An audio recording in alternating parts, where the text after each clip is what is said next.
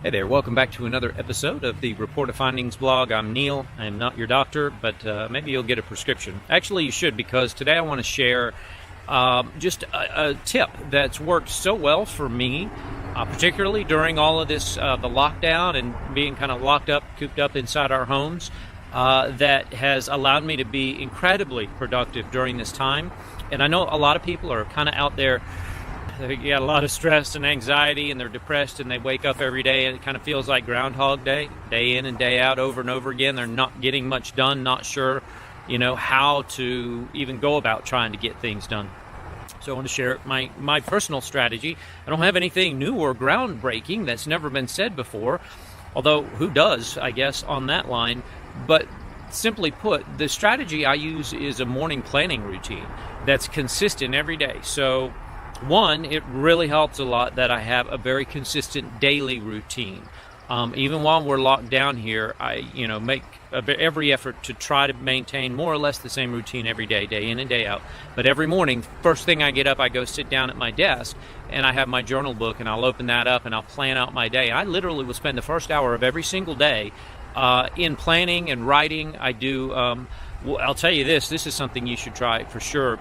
Write down one or two things, more if you have them, that you accomplished yesterday that was successful in moving you forward. Just one step in the right direction. That's it.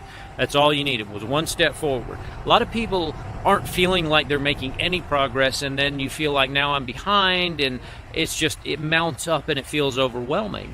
But if you have the ability to look back and say, well, I made a phone call to my mom and talked to her. I've been meaning to do that, so we had a good call yesterday. That was beneficial.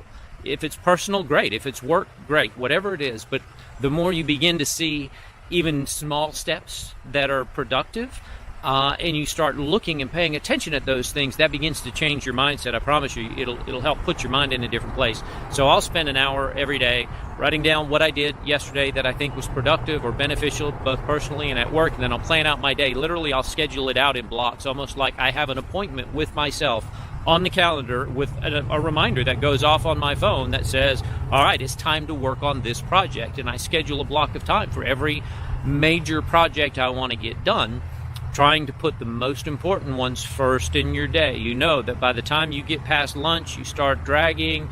You've got kids that want attention. Now they're antsy. You've got lots of things that'll distract you. So if you try to get that most important thing done in the morning, again, you'll make another big step.